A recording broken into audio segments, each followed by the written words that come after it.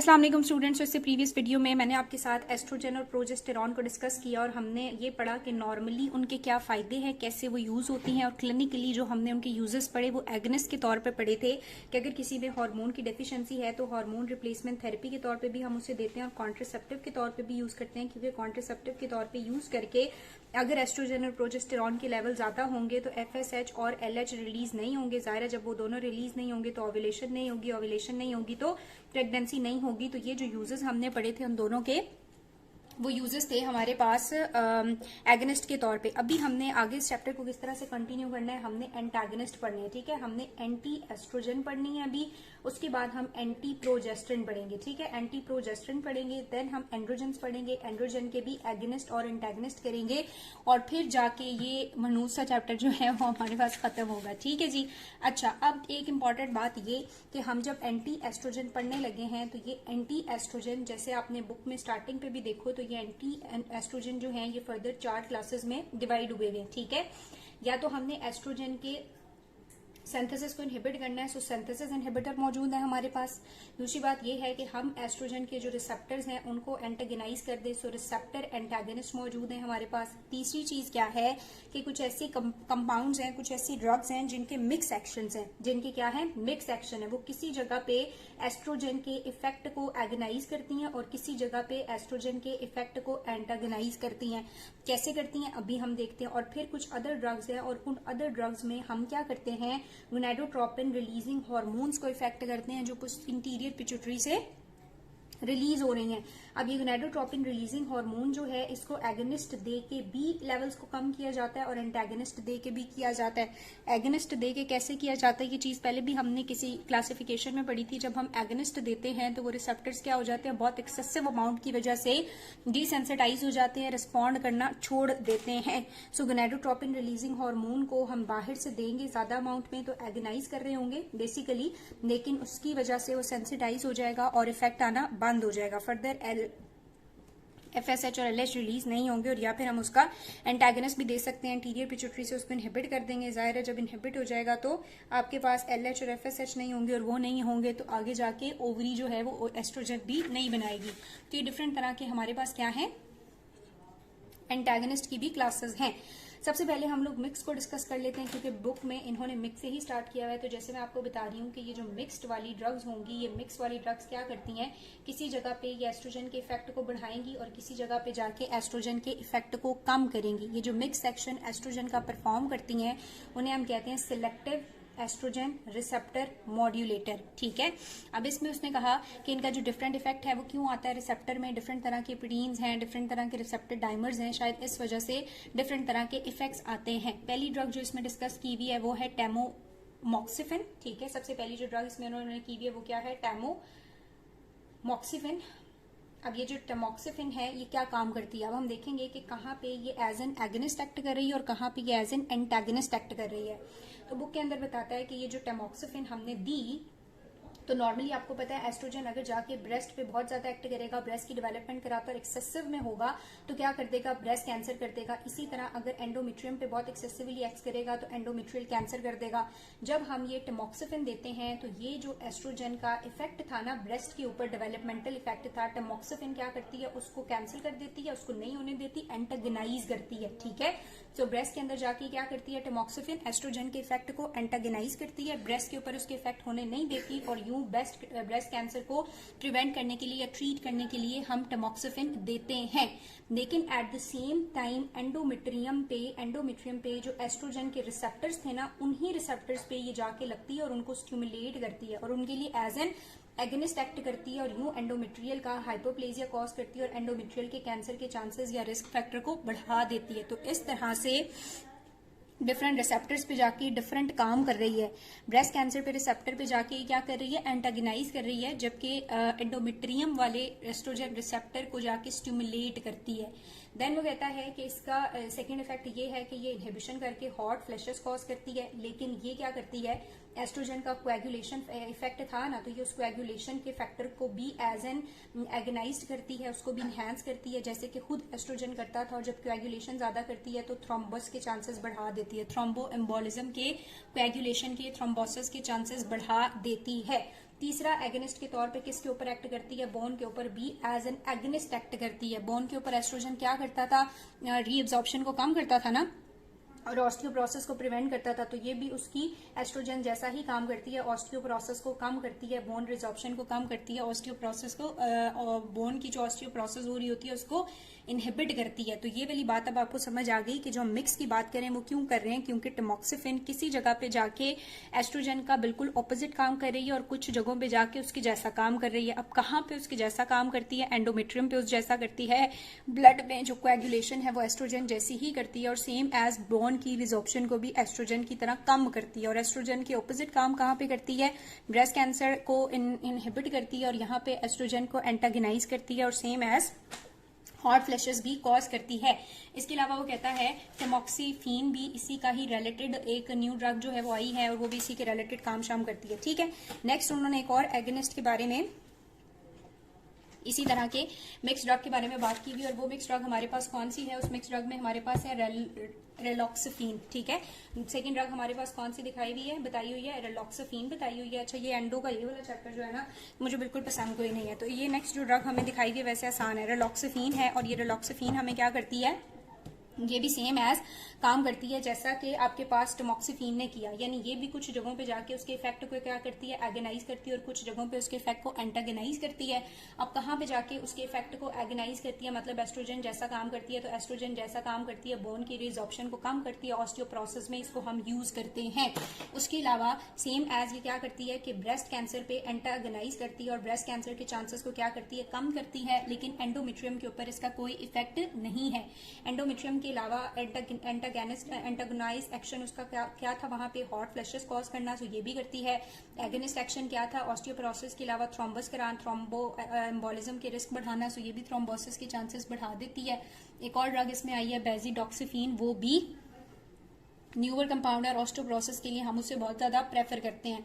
तो रेलॉक्सफिन जो है इसको ऑस्टियोप्रोसेस के लिए यूज किया जाता है पोस्ट मीनोपॉजल वुमेन में। ये भी एगनिस्ट भी करती है, एंटागनिस्ट भी।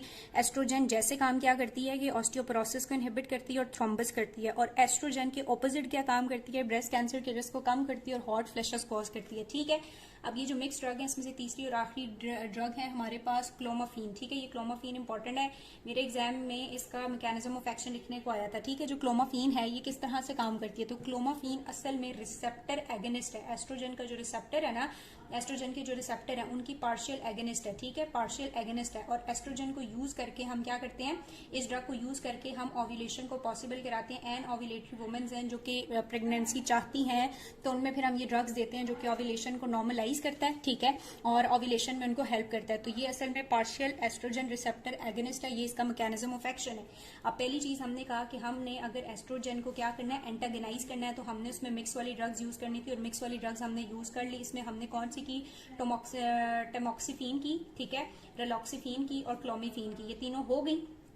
दूसरा काम हम क्या कर सकते थे, हम रिसेप्टर एंटागनिस्ट भी तो दे सकते थे। सो अब हम दूसरा वाली चॉइस पे जाते हैं कि अगर हमें एस्ट्रोजन के रिसेप्टर एंटागनिस्ट देने पड़े तो वो हम कैसे कर सकते हैं। ठीक है, दूसरा काम हम क्या कर सकते हैं, रिसेप्टर एंटागनिस्ट जो है वो भी दे सकते हैं। अब रिसेप्टर एंटागनिस्ट के तौर पे उसने बताया है एक हमारे पास ड्रग है जिसे हम कहते हैं फ्लूवेस्ट्रेंट। ठीक है, फ्लूवेस्ट्रेंट जो है ये प्योर एस्ट्रोजन रिसेप्टर एंटागनिस्ट है। जब हम इसे देते हैं तो एस्ट्रोजन के रिसेप्टर को जाके ब्लॉक कर लेती है, और ब्रेस्ट कैंसर में इसको यूज किया जाता है। ऐसे ब्रेस्ट कैंसर में जो टमॉक्सिफिन से रेजिस्टेंट हो चुके हो या उससे काबू ना हो रहे हो। ये दूसरी चॉइस थी हमारे पास।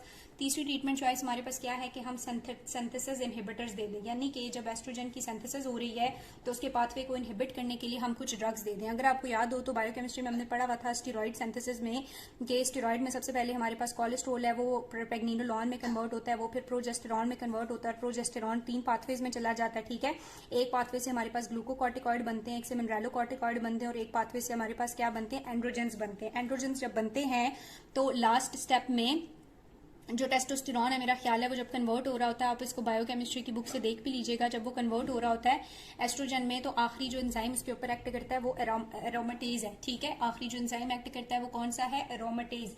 तो हम क्या कर सकते हैं, एरोमेटेज इनहिबिटर अगर दे दें, ठीक है, एरोमेटेज इनहिबिटर दे दें तो वो जो लास्ट स्टेप है कन्वर्जन का, एस्ट्राडायोल में जो कन्वर्जन हो रही थी वो नहीं होगी। जब नहीं होगी तो एस्ट्राडायोल या एस्ट्रोजन आपके पास नहीं बनेगा, और जब ये नहीं बनेगा तो एस्ट्रोजन की सिंथेसिस नहीं होगी, और यही तो हम चाहते थे। तो इसके लिए आप एरोमेटेज इनहिबिटर यूज कर सकते हो।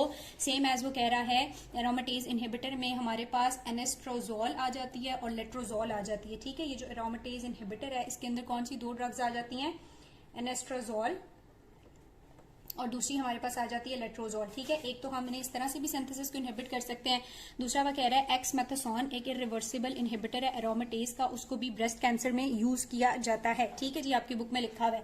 उसके अलावा एक हमने एरोमेटेज इनहिबिटर यूज कर लिए, दूसरा हम सिंथेसिस को इनहिबिट करने के लिए डायनाजोल भी यूज करते हैं। ठीक है, अब ये जो डायनाजोल है ये क्या करता है, ये इनहिबिट कर देता है CYP450 को। ठीक है, ये CYP450 को इनहिबिट करता है और ये CYP450 बहुत ज्यादा जरूरी था एंजाइम की इनिशियल सिंथेसिस के लिए, गोनाडल हार्मोन की सिंथेसिस के लिए P450 का होना जरूरी था।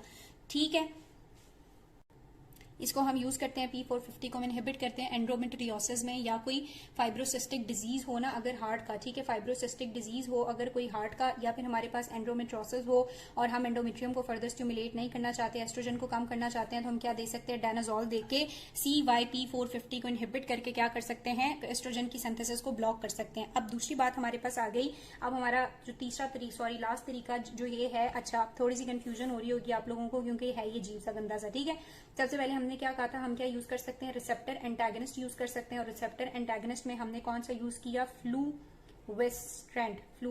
ठीक है, ये क्या करता है, एस्ट्रोजन के रिसेप्टर को एंटागनाइज कर देता है। दूसरी बात हमने की कि हम सिंथेसिस इनहिबिटर यूज कर सकते हैं, तो सिंथेसिस इनहिबिटर में हमने दो चीजें पढ़ ली, एक हमने एरोमेटेज इनहिबिटर देखे, एरोमेटेज क्या करता है, उसकी सिंथेसिस को इनहिबिट कर देता है, और दूसरा हमने डायनाजोल देखा, ये क्या करता है, ये CYP450 को इनहिबिट कर देता है। ठीक है, तीसरा तरीका हमने कहा था कि कुछ अदर ड्रग्स में हमारे पास क्या होती हैं, मिक्स ड्रग्स होती हैं, और मिक्स ड्रग्स क्या करती हैं, जो कि एगनाइज भी करती हैं और एंटागनाइज भी करती हैं। और मिक्स ड्रग में हमने कौन सी देखी, टमोक्सिफिन देखी जो ब्रेस्ट कैंसर को इनहिबिट करती है, सेम एज हमने रिलॉक्सफिन देखी और रिलॉक्सफिन के अलावा हमने क्लोमिफिन देखी। सो यहाँ तक आप लोगों को क्लियर है। अब हमारे पास आखिरी वाली जो चॉइस होती है जिसमें अदर में हमने क्या करना है, गोनाडोट्रोपिन रिलीजिंग हार्मोन जो है उसके एगनिस्ट या एंटागनिस्ट देने हैं और उस तरह से फिर एस्ट्रोजन की सिंथेसिस को कम करना है। अब वो हम कैसे कर सकते हैं, वो हम ऐसे कर सकते हैं कि जो गोनाडोट्रोपिन रिलीजिंग हार्मोन है इसके एगनिस्ट दे दें या फिर इसके क्या दे दें, एंटागनिस्ट दे दें। जाहिर है जब हम इसके एगनिस्ट भी देंगे तो जब ये बहुत ज्यादा होंगे, गोनाडोट्रोपिन रिलीजिंग हार्मोन जो है, अगर हम बहुत ज्यादा गोनाडोट्रोपिन रिलीजिंग हार्मोन दिए जा रहे हैं तो इंटीरियर पिट्यूटरी पे जब जितना एक्ट करता जाएगा, एक टाइम आएगा कि वो इंटीरियर पिट्यूटरी डिसेंसिटाइज हो जाएगी, वो आगे से गोनाडोट्रोपिन FSH और LH रिलीज करना बंद कर देगी। जब ये रिलीज नहीं होंगे तो ज़ाहिर FSH जाएगा नहीं, फॉलिकल्स की डेवलपमेंट होगी नहीं, तो एस्ट्रोजन भी रिलीज नहीं होगा। सो एगनिस्ट दे के भी, इसका एनालॉग दे के भी हम क्या कर सकते हैं, एस्ट्रोजन की सिंथेसिस को कम कर सकते हैं। और इसका जो एनालॉग हम देते हैं उसमें आता है लियोप्रोलाइड। ठीक है, इसके एगनिस्ट में क्या आता है, हमारे पास लियोप्रोलाइड आता है। इसी तरह एंटागनिस्ट भी दे सकते हैं। एंटागनिस्ट जो है वो डायरेक्टली जाके इंटीरियर पिट्यूटरी के लेवल पे हाइपोथैलेमस पैक करेंगे और इनकी सिंथेसिस को इनहिबिट कर देंगे।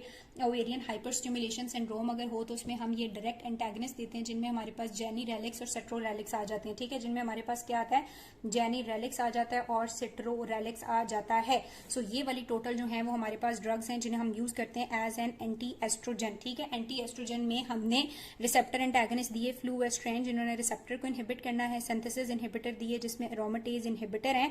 एरोमेटेज में जो रिवर्सिबली इनहिबिट करते हैं उसमें हमारे पास एनस्ट्राजोल था और सेट्रोजोल था, और इरिवर्सिबली जो इनहिबिट कर देता है उसको इरिवर्सिबल इनहिबिटर में भी था हमारे पास एक्सोमेथासोन। ठीक है, उसके बाद हमने कहा कि कुछ अदर हो सकती हैं, मिक्स वाली ड्रग्स हैं और गोनाडोट्रोपिन रिलीजिंग हार्मोन का एगनिस्ट और एंटागनिस्ट दे सकते हैं। एगनिस्ट में लियोप्रोलाइड है और एंटागनिस्ट में हमारे पास जेनीरेलिक्स है और सेट्रोरेलिक्स है। तो ये बात होगी किसकी, एंटी एस्ट्रोजन ड्रग की। ठीक है, एंटी एस्ट्रोजन थी, एंटी एस्ट्रोडाइल थी। अब हमारे पास आ जाती है एंटी प्रोजेस्ट्रिन। तो कहते हैं एंटी प्रोजेस्ट्रिन के तौर पे एक ही ड्रग जो है वो यूज होती है और उसको हम क्या कहते हैं,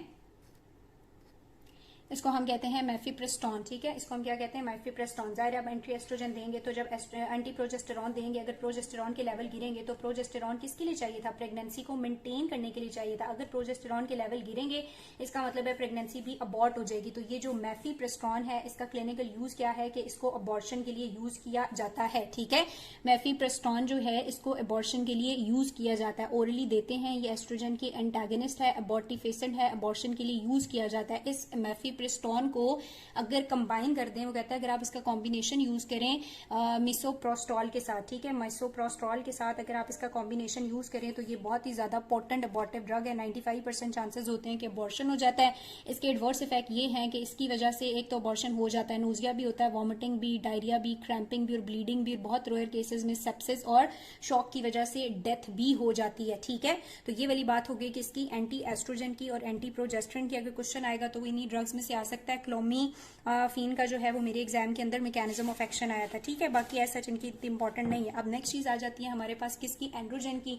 हमने प्रोजेस्टेरॉन की तो बात कर ली, अब आ जाती है बात एंड्रोजन की। एंड्रोजन में क्या आ जाता है, मेल ऑर्गन टेस्टिस से प्रोड्यूस होने वाला टेस्टोस्टेरॉन। ठीक है, सो पहले हम देखेंगे कि ये जो टेस्टोस्टेरॉन है इसके नॉर्मली क्या इफेक्ट होते हैं, फिर हम ये देखेंगे कि इसके एगनिस्ट और एंटागनिस्ट हमने किस तरह से देने और वो कैसे इफेक्ट करते हैं।